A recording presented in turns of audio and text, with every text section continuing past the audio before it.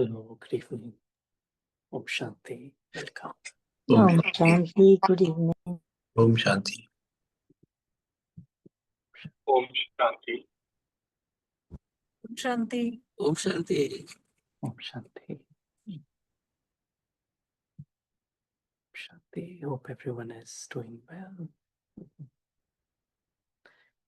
So today we have chosen the topic going beyond right and wrong. Going beyond right and wrong. We always feel a need to be right in whatever we do, right? We never want to be wrong. It's like a state of mind where we are, whatever we are seeing, it's like a constant kind of something in the mind says, oh, this is right, this is wrong. Not only for the self, but also when we look at others, we often go into that mode of this thing is right, this thing is not right. And sometimes even on the path of meditation, we feel, oh, am I doing it right? Or is it wrong? Right? So often the mind is kind of caught up in this thought process, right, wrong, right, wrong. And in that, sometimes we are not able to be in the moment and just be ourselves because we are trying to, be right. So the thought was today to look at it a little bit in depth and try and understand how these kind of perspectives emerge, that I'm right, I'm wrong, and then how to take the mind. And that's what really meditation is, right? It's like taking the mind to a dimension where it is actually beyond this judgment. But it's like accepting everyone as they are, accepting the self as I am, seeing the larger picture, not just being bogged down into just the detail. So going beyond right and wrong.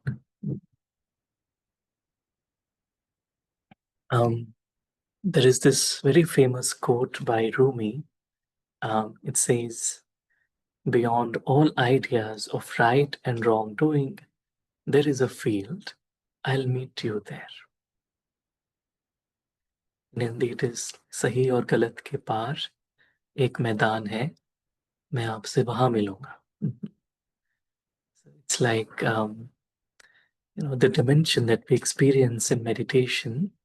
It's like going beyond the drama, the story, where we are constantly thinking about right or wrong. It's like when we go in that dimension, that's where we meet the true self, and we also meet the divine. Right? Right? It's like then the critical thinking kind of fades away, and it's more like a feeling where the feeling of oneness, or where we don't feel that we need to do something or prove someone something.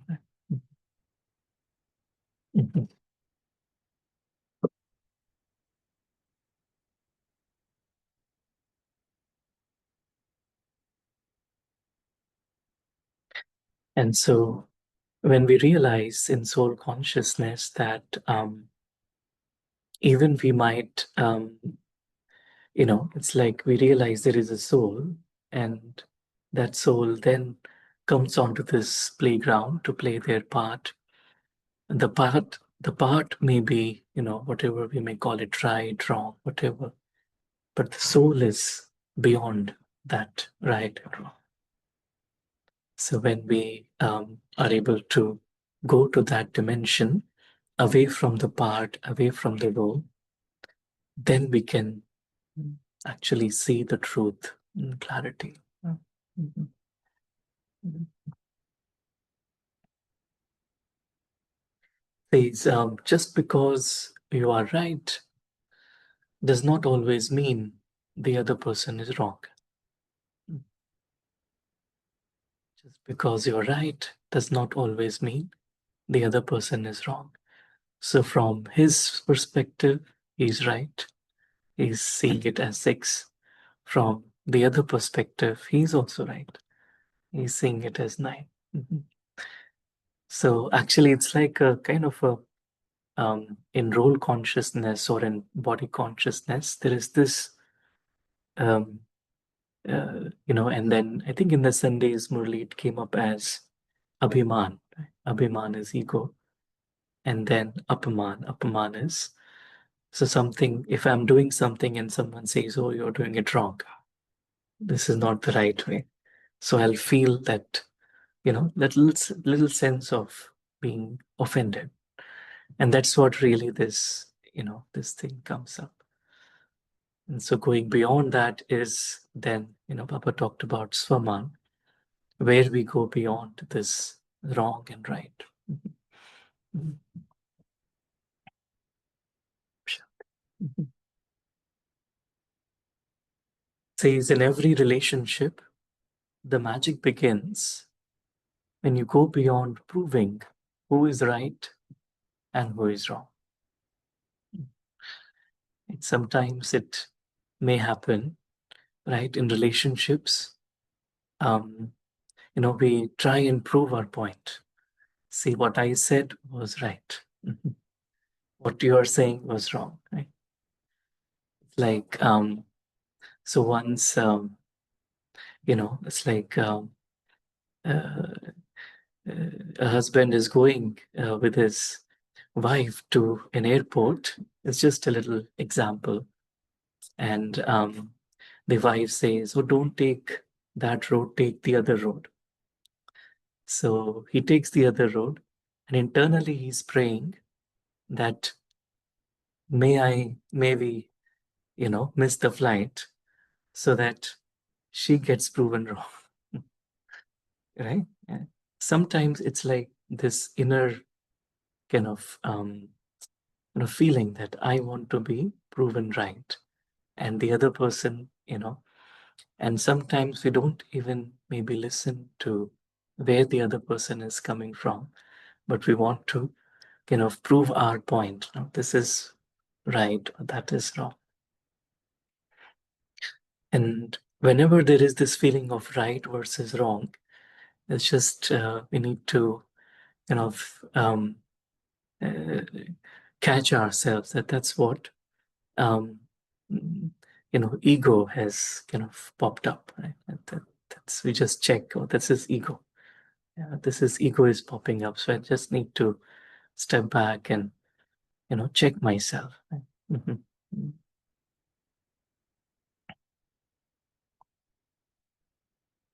Says, I accept that people are different, not wrong. Sometimes we think that, oh, this person is wrong. What they did is wrong. It's not acceptable. But when we realize, no, they may be different, but from their perspective, what they did was right according to their experiences, according to right what they are going through in that moment. They did the right thing according to them. Um, and we are seeing it as wrong, maybe because our perspective, our experiences are different. Mhm. And that's what Baba says many times is to look at not just the present, but the entire journey of the soul when we talk or meet anyone. So then we realize it's, what we are seeing this on the outer side. Inside, there is a being, and that being has a whole set of experience, right? It's not just this lifetime, but so many lifetimes. And that's what we are seeing. And everyone's journey, everyone's experiences are different. Right? And that's why in Hindi also, no, they say, there is a famous saying by Kabir Das, and he says, "Bura jo dekhan main chala, bura na milya koi." And then it says, "Jo man dekha, apna mujhsa bura na koi." It's like, if I'm going out there to see the wrong, whatever, right? So no one is doing wrong, but this attitude of seeing wrong is wrong. Right? And so we'll maybe look at one example. It's a little story, and then we'll try and understand this concept of right versus wrong.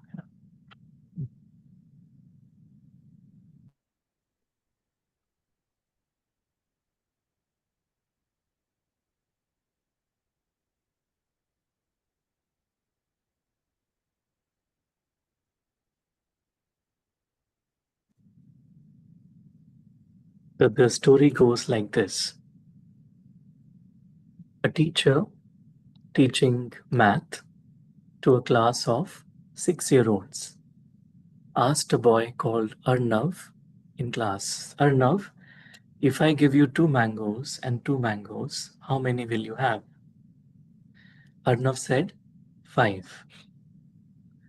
The teacher said, "Arnav, if I give you first said 2 mangoes, then one said 2 mangoes, how many will you have?"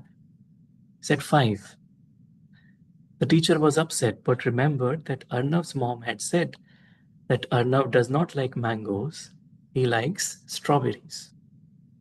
So she changed her example. "If I give you 2 strawberries and 2 strawberries, how many will you have?" 4, replied Arnav. Oh, the teacher was pleased by the change of strategy. Just to confirm that Arnav had understood his math right, she asked Arnav again, "Arnav, if I give you 2 mangoes and 2 mangoes, how many will you have?" Arnav replied, 5. Five. Teacher now was alarmed. How can 2 and 2 strawberries be 4 and 2 and 2 mangoes be 5? Arnav replied, "I already have 1 mango in my bag, ma'am." Because he already had 1 mango in his bag. So he's saying it is fine, right?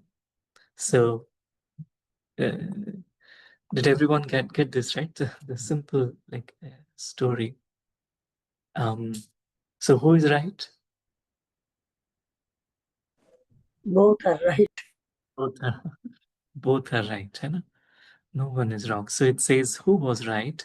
Was the teacher wrong? No, because 2 plus 2 is 4. Was Arnav wrong? No, because 2 plus 2 is 4 and 1 mango in the bag makes it 5. So it says, is it not a fact that all kinds of conflicts come because of the gap between technical and practical rightness? The teacher was technically right. Technically rightness means to see the obvious. Technical rightness means to see what is visible. And Arnav was practically right. So it says practical rightness means to see beyond the obvious. Practical rightness means to see beyond what is visibly seen. Mhm. Practical rightness means to see the hidden mango. Mhm. To see the hidden mango. So if I'm seeing someone behave in a certain way, can I see the hidden, the soul is going through something, it's their sanskar, and not to judge them. Right? Mhm. So it says very often all our conflicts come because of the gap between the technical and practical rightness. Whenever you find that your spouse is not loving you enough, yes, you may be technically right. He or she may not actually love you that much. But are you practically right? Practical rightness means to see the hidden mango. Why are they not, loving you. Your child may not be listening to you, and technically you are right. Your child is not listening to you, but are you practically right? So it says practical rightness means to try to see the hidden mango beyond the obvious. Why your child is not behaving right. So he says the next time you see someone not fit into your definition of what is technically right, please do not be judgmental. Go beyond the obvious. Go beyond the seen and try to look for the hidden mango, which will truly help you to understand the person and resolve the situation that you are in. Simple example, but if we try and apply it in our day-to-day life, we'll appreciate it more. Mhm. And that's why there is a very famous quote by Mother Teresa, and the quote says,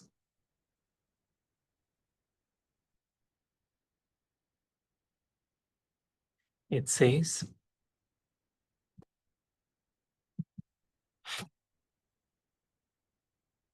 if you judge people, you have no time to love. You judge people, you have no time to love them. Right? So going beyond the wrong and the right, just appreciating the being, the soul, that that everyone is a child of God, and just having those pure feelings of love towards everyone.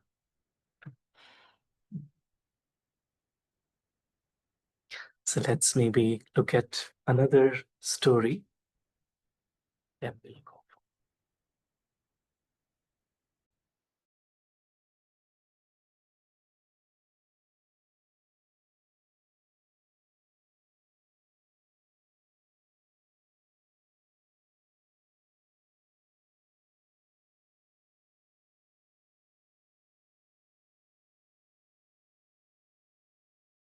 Your student approached his master and asked, "What is the true meaning of right and wrong?" The master smiled and said, "Right and wrong are boundaries of understanding. Only when you let go of them will you know the truth." The student was puzzled by this answer but resolved to learn further. The master handed a stone to the student and said, "Take this stone to the river and drop it into the flowing water." The student, though confused by the task, obeyed the master's words. The student dropped the stone into the river. The master asked, "Did the stone stop the water?" The student replied, "No, the water kept flowing." The master said, "This is the nature of right and wrong." The master explained, "When you decide what is right or wrong, your ego takes over. Let go of your judgments, and the truth will reveal itself." The master said, "Your mind should be like a mirror. It reflects everything but clings to nothing." The student pondered deeply over this teaching. The master continued, "Words cannot define right and wrong. The truth lies beyond words, it can only be experienced." The student asked, "But master, isn't judgment necessary?" The master replied, "Make judgments, but do not cling to them. Stay open in every situation." The master asked, "If someone gets hurt and blames you as wrong, does it make it the truth?" The student was silent, unable to answer. The master instructed the student to meditate. Through meditation, you can transcend right and wrong, as it quiets the mind. The master said, "Observe water, it adapts to every shape. That is the path beyond right and wrong." The student asked, "Is there an end to right and wrong?" The master said, "Only when you stop identifying them does it end." In meditation, the student realized that right and wrong were constructs of his mind. He felt a profound sense of peace. The master said, "Life doesn't need to be measured by right and wrong. Accept it as it is." The student said, "I understand now, master. Right and wrong are boundaries, and truth is limitless." The master smiled. The student let go of his judgments and began to see beyond right and wrong. The master said, "Now you are closer to the truth."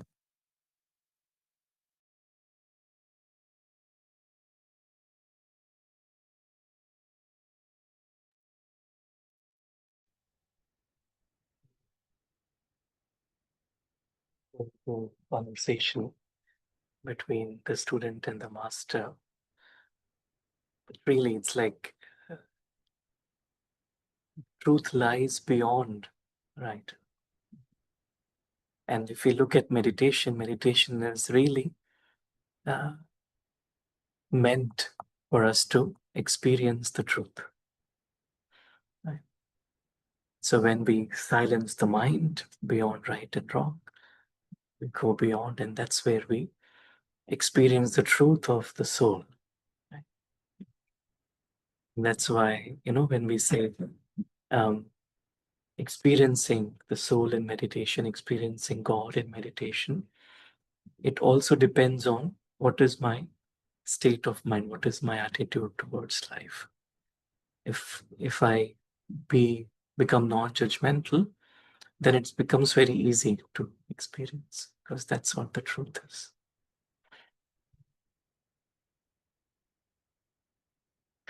And so it's very, in a subtle way, the ego comes, and that's what ego takes over. So it says ego versus truth. How do I know if I'm operating from ego or I'm operating from truth? The difference, it says, simple. It says ego is about who is right. Truth is about what is right. Right? So ego is about who is right. So who matters? Because the ego always wants to prove itself right. But in truth, then we're not looking to take credits or anything. Just do what is right. Right.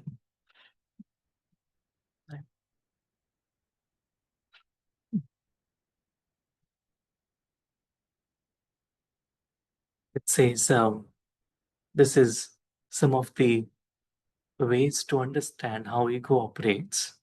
Because the ego loves to be right all the time. Not only that, it wants to prove others wrong whilst it proves itself right. Ego will not discuss and not reason. The ego does not allow itself to see that others can also have right ideas and may be right also. It's either the E way, that is the ego's way, or the highway. Because the ego is insecure, it cannot allow others to go.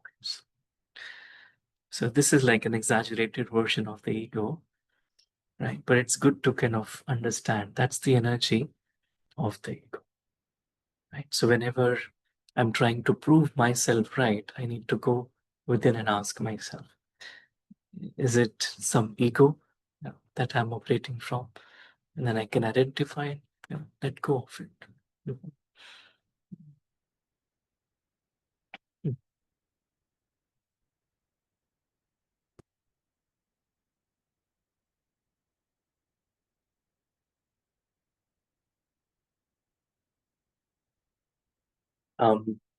There is a equation which relates ego to problems. And what is that equation? It's a very simple equation. It says big ego equals to big problems. Small ego, small problems. And no ego, no problems. So if I have any problem, it means that there is some ego. Like if the mind is thinking about some problem. So one is okay, there is a task to be done, something to be solved, that's different. But if I'm stuck somewhere, and especially these in relationships, right? Especially if I feel that I'm stuck somewhere, then I need to go back and check. And that's why Baba always says that what is the last lesson? Is to become what less? Egoless. Egoless. Because First it says bodiless, then viceless, then egoless. Because ego is so subtle that it can just come. Right? Even when, I am on a spiritual path, the ego can still come. Oh, I'm too spiritual. So others are not, right? So that's another ego. And once ego comes, then it's like, all the baggage will start coming in a different way. And that's where, Baba said that it's a royal form of body consciousness in Sundays, right? It's a royal form. This feeling of abhiman and apaman, it's like a royal form. And that's where when we go beyond and connect to the truth, then that is Swaman.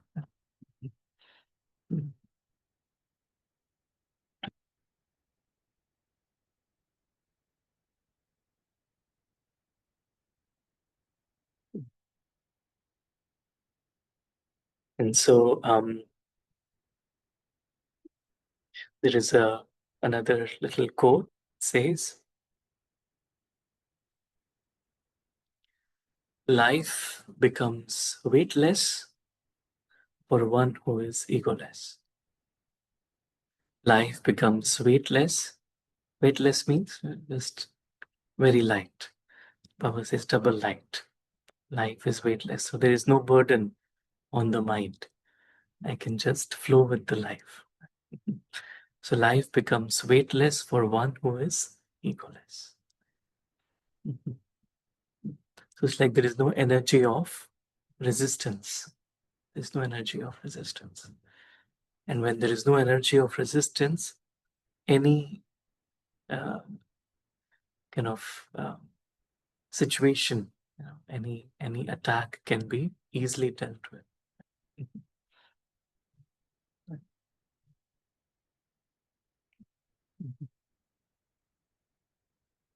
So let's watch another little story, and then we go forward.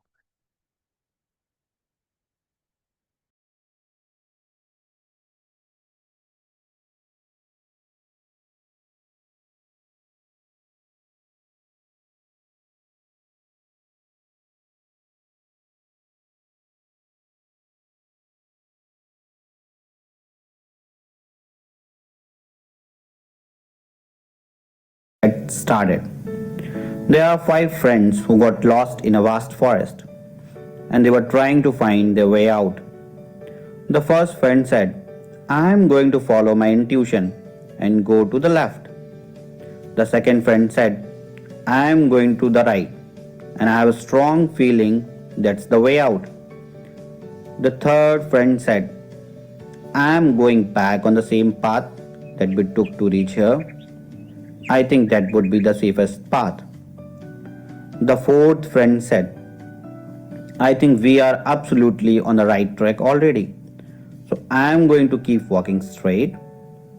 After the four friends took to the left, right, back, straight, respectively, the fifth friend said, well, I don't know what to do. I think I am just going to climb up this tall tree and get a better view around before I make up my mind. From the top of the tree, the fifth friend could see what is the shortest way to the town.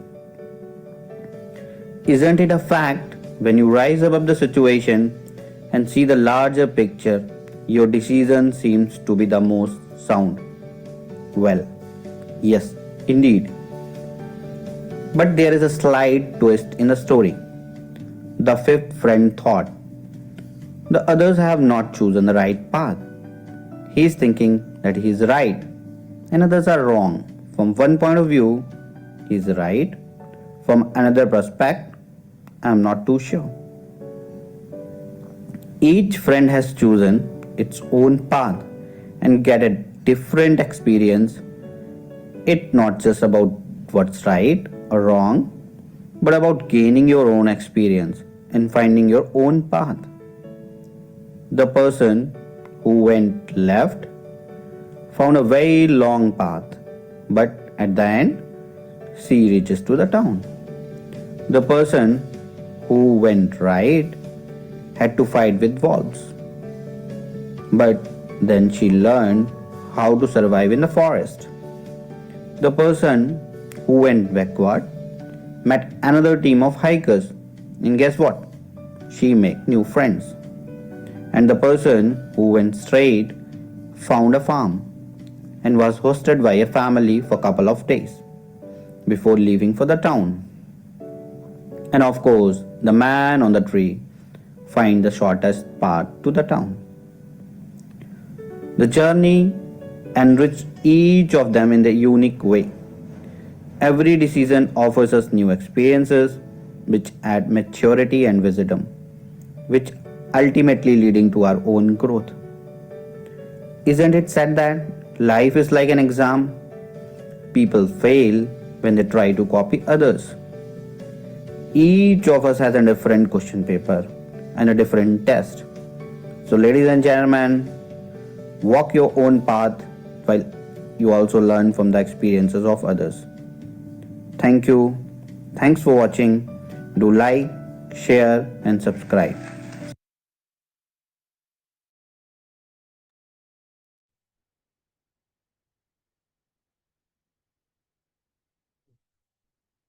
Simple, meaningful, right? It's a story.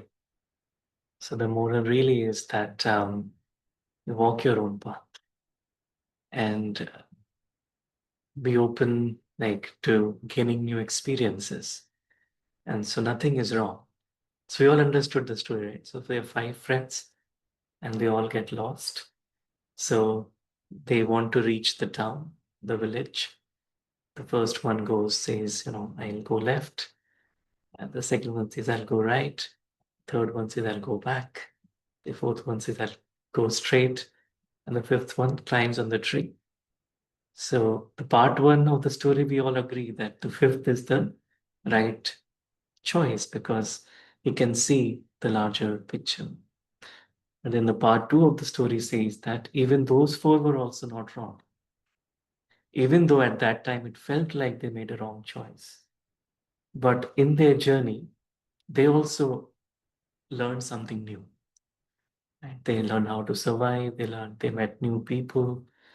Right? So no one is wrong at all.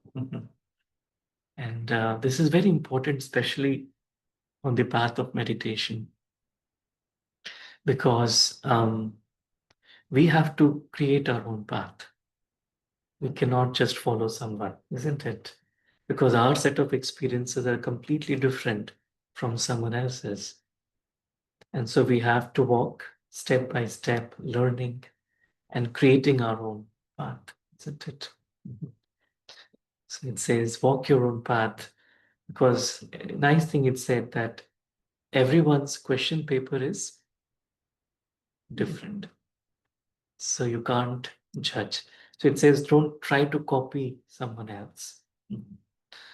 And that's why, Baba always says, just follow the path of truth. Whatever God is telling you, just follow that and don't see anywhere else. Don't try to copy or don't get distracted by any side scene, but just keep on following. And that's about it. Then spiritual journey becomes very simple.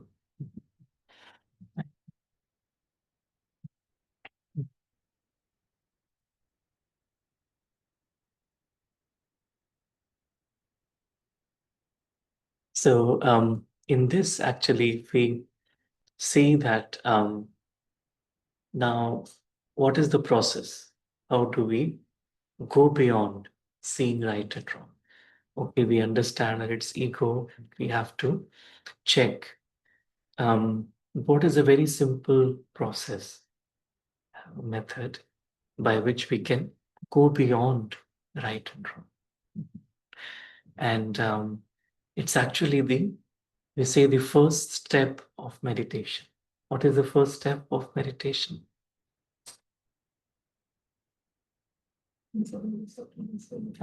Consider the self as a soul, right? And maybe even before that, Willingness, want to. Willingness, right? Yes. And what else? So, if you really see, the first step is to just detach and observe. It's like observing, because many times our thinking mind is always active. And so we try to think that I am a soul, I am a soul. We try to think that way. But actually, even before that comes observing. I'm just a neutral observer. And we say observing, but without judgment. One is observing, I'm observing, but I'm also internally judging a scene or something, or even my own thoughts, but observing without evaluating. So there's a nice quote, it says,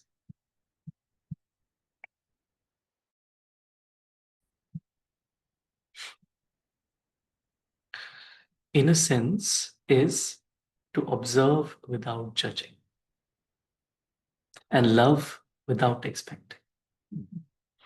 Right? Innocence is to observe without judging, and love without expecting. So I'm just observing, like a small child just observes. They are, just appreciating. And that's why a small child is never afraid. He's just trying to observe and learn. A small child, maybe even if we bring a snake in front of him, if he doesn't know, then he's not afraid. He's just watching it. He's just observing it, how he's moving around, right? He's not afraid. And so somewhere that, that innocence, right, where I'm not afraid of anything, right, where I'm not blaming anyone, but I'm just observing, right? And just observing everything around me, observing the nature, observing what is happening inside, outside, whatever, but just observing, just being completely neutral and observing. Right? This really allows for a space in the mind where I stop that inner chatter, right, wrong, whatever. No, just observe. And that then allows for the truth to automatically. Mhm. There's another quote, it says, the wise understand without judging. The ignorant judge without understanding. The wise understand without judging. So I'm trying to understand someone, but I'm not trying to judge them. But I'm not trying to create an opinion about them. I'm trying to understand where they are coming from. Like that was a speciality of Dadiji. Dadi Prakash Mani, she would never judge anyone. So even if she is listening to someone, she's trying to understand, but inside her mind, she's not judging anyone. Or she will give room to make mistakes or whatever, but she's not judging.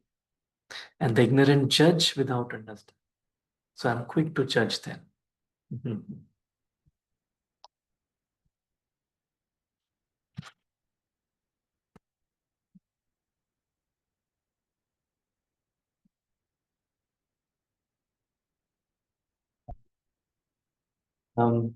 We'll share this in psychology. There is a very interesting, one word that we often use in spiritual knowledge. One is the soul, the other is God. What is the third word we use? Drama. Drama. Yeah, we say drama, right? And we also say that drama, just don't, get involved in drama. Just see it as a detached observer, right? So in psychology, there is a term called drama triangle. Drama triangle. And what it does is it says 3 states of mind through which we get involved in the drama. It's very interesting. And so when Baba says be detached from the drama, it's kind of getting detached from those 3 states of mind. And there has been a lot of research on it. I didn't get a chance to look at it in depth, but there's just in overview. I'll maybe share. It's a lot of words, but we'll try to understand the essence of it. So there are 3 states of mind. So if you look at the picture on the right, one is victim consciousness, that I am the victim. Yeah. So victim always lives in fear, right? So I feel I'm a victim. So it says you have no sense of being able to change anything. Any change is outside your control. We are known to be ineffective. So that's what internally I'm feeling, that I'm a victim. I cannot change anything. Life is not fair with me, right? So everyone keeps on using me, or I'm not able to live life to the fullest because I'm a victim. And so I constantly live in fear. The other state of mind says hero. Hero means, it says, let me jump in and take it on and fix it. So you feel morally superior, you believe you are indispensable, but your rescuing sometimes may not work, you feel burdened, right? So it's basically, in that state of mind, I feel I'm higher up than the other person, than everyone around me. So the state of mind is, I am always right. So whatever I think, feel is right. Others are wrong. That's the state of mind. I am always right. I am always right. Right. And then whole day, that's what I'm trying to, prove, through whatever I'm doing, that I am right. And so that's hero consciousness. And the details are also written on the left side. The third is a villain consciousness. So what is villain? He is trying to blame, right? So it says you end up being responsible for everything. You create victims. You're known as a micromanager. You feel alone. Mm. So it's like you can't, so if I feel that consciousness, villain consciousness, so I'm always trying to find a villain and trying to, say that, justify the way I'm feeling because someone is bad. Right? So I'm blaming my feelings because of someone else. So I'm feeling this way. I'm not wrong, but they are making me feel this way. So I'm making them villain. So I'm making someone a villain. So I thought these are very subtle, states of mind, but internally, we may be operating from one of these. And this is something that you can go within and check, And then when Baba says be detached from drama, it's like trying to be detached from all these states of mind. So I'm not a victim. I'm not, hero or whatever. And I'm also not blaming anyone.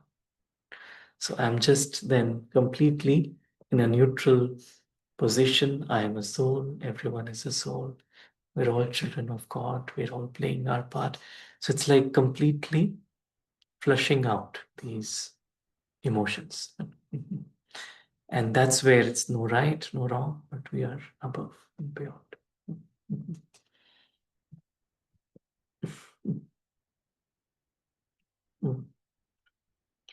So maybe sometime we'll go, maybe there is a lot of depth to it. Maybe sometime if we have time, we'll go into it.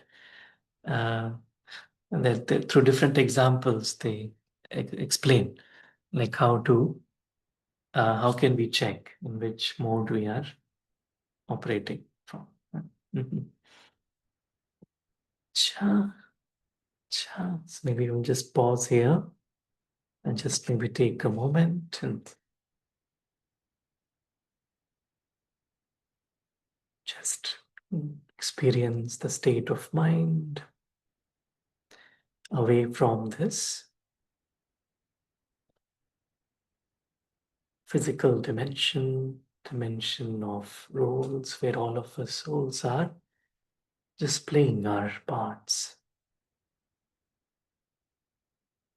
just going beyond right, wrong, any mental preconditioning, just realizing that all of it is nothing but a form of ego. And we see everyone as beings of light. We're all innocent children of God. And we see everyone in that light.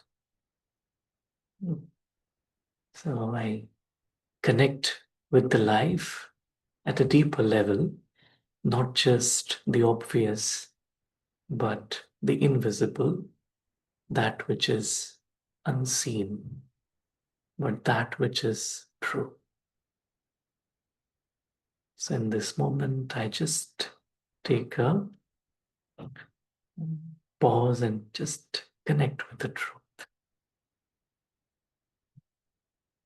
And in that truth, I find everyone to be innocent, blameless, everyone to be beautiful souls, and just sharing good wishes, pure feelings for everyone, including myself.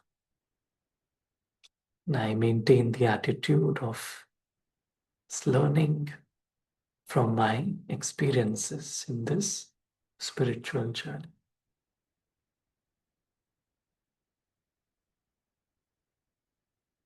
Om Shanti. Thank you. Thank you for your time, presence. Maybe we'll open up those online. Maybe if anyone would like to share any thoughts, please feel free to.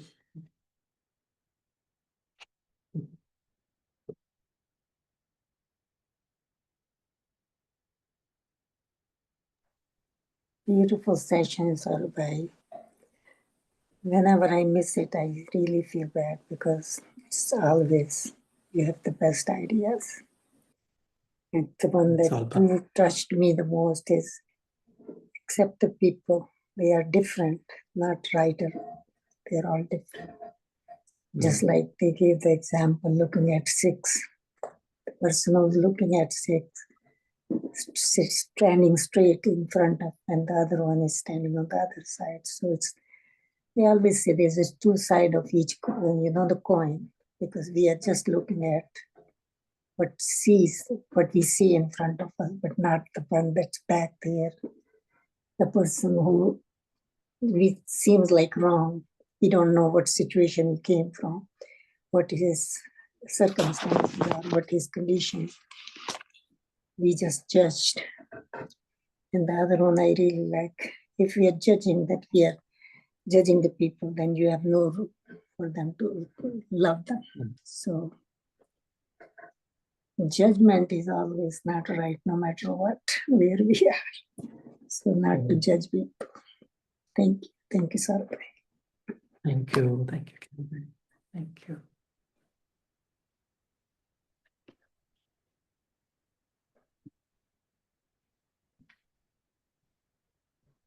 Great. Any other thoughts?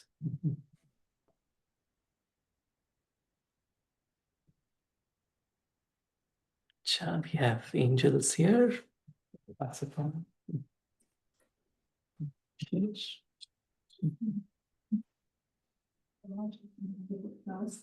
I think the two key takeaways for me would be this for the hidden mango. So every scene for the hidden mango, and I think the drama triangle is a very interesting thing. So yeah, that's something I'll take. The 3 states of mind. Thank you. Thank you.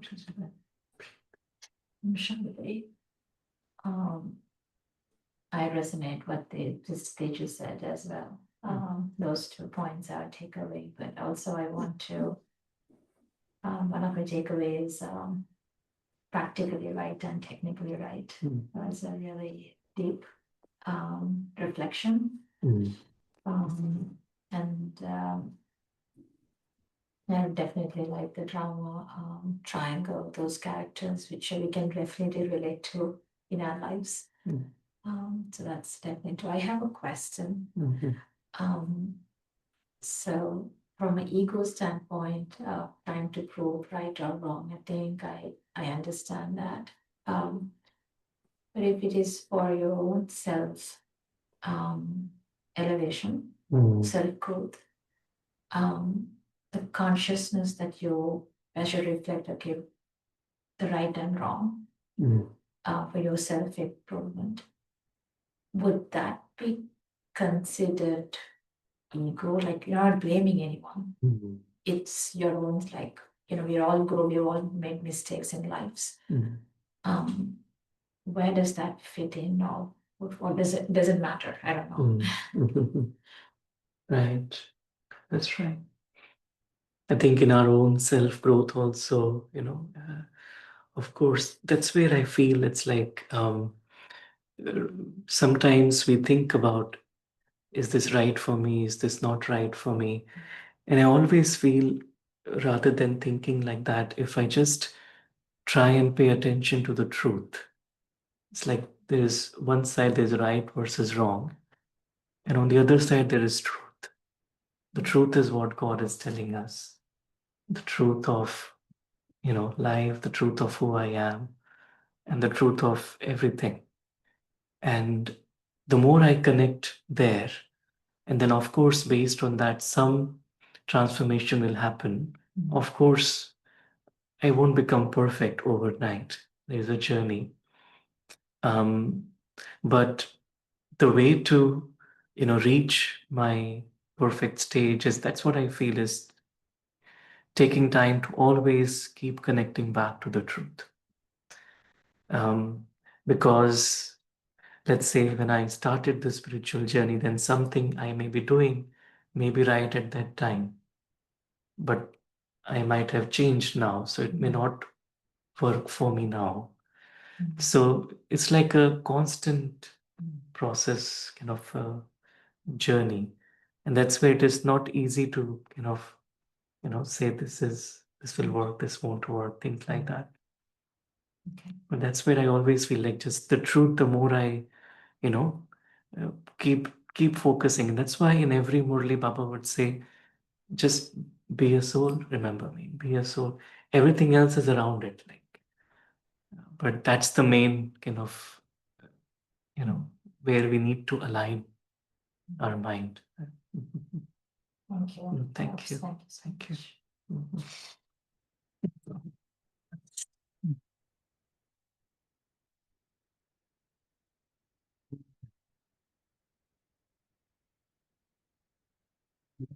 समय के हिसाब से अच्छा है, और day to day life में इसका मतलब बहुत ज़्यादा रोल भी है, क्योंकि क्या है कि हम जो क्वेश्चन पूछते हैं राइट रॉन्ग के लिए, कई बार क्वेश्चन पूछने का हमारा अंदाज का और होता है। जैसे उन्होंने टीचर ने पूछा 2 आम मैंने दिए, फिर 2 आम दे दिए, तो कितने आम तुम्हारे पास हैं?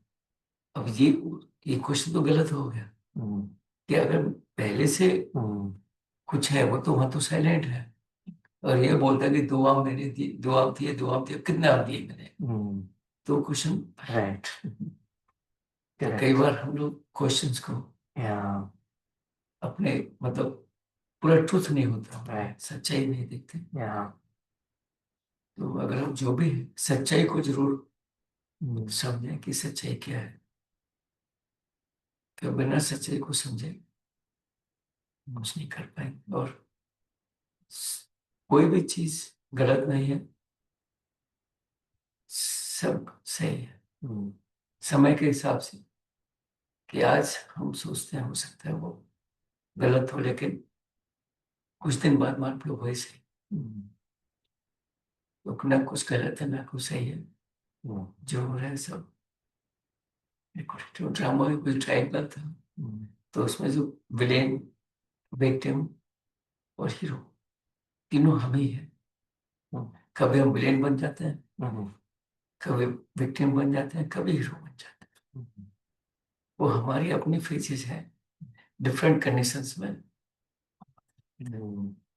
ये सब हमको ये जो विक्टिम वाला तीनों ही, मतलब विक्टिम भी ठीक नहीं है, विलेन भी ठीक नहीं है, और हमको एक बैलेंस लेके कि हम कहीं पर नहीं, हम अपना रास्ता एक डे टू डे लाइफ में।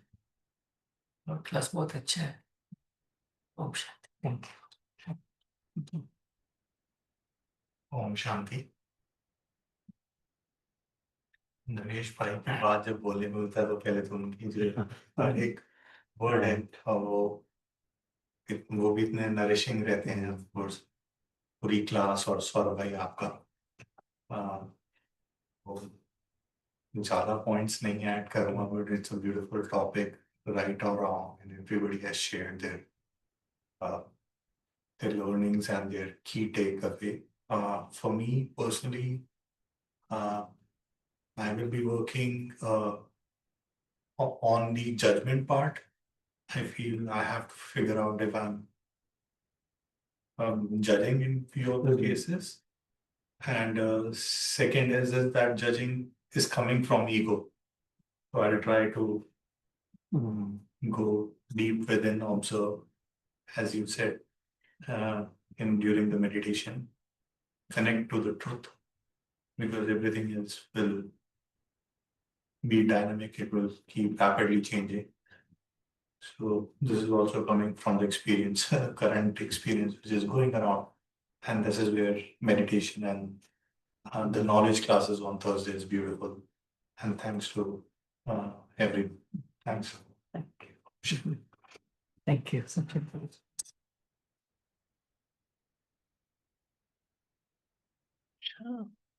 Shanti, any other final thoughts anyone would like to share?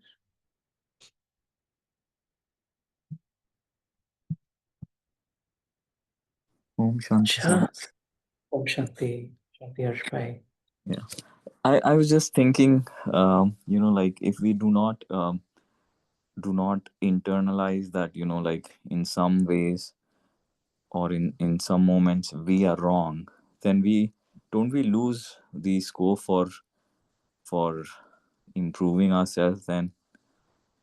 Like I was just thinking from that aspect. I mean, generally, yeah, people point others wrong, like, but like if we have to really think through, like, and internalize, okay, yeah, in this particular moment I was wrong. Because if we don't do that, then that diminishes the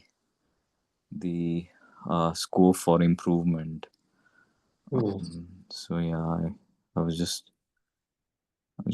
thinking from that space. But yeah, I mean, otherwise, yeah, I totally agree, like and the point that I liked the most was, like if we work from the ego headspace, then like we keep proving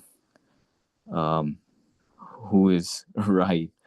But then if we don't, then like we are looking from a broader perspective, where we are like we are thinking about what is right. And in particular, when we think from relationship aspect, then like it makes more sense that like we the if the underlying intention is to like mellow the relationship, if it is sour, then like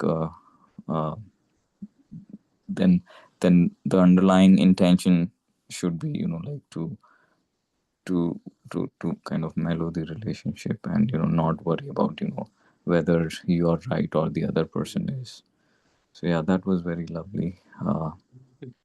But yeah, overall it was wonderful. Thank you, Saurabh bhai. Om Shanti. Thank you for sharing, Harsh bhai. Right. Great. Nice. Cha, any other final thoughts? Okay, then have a great rest of the evening. Om Shanti. Thank you. Thank you.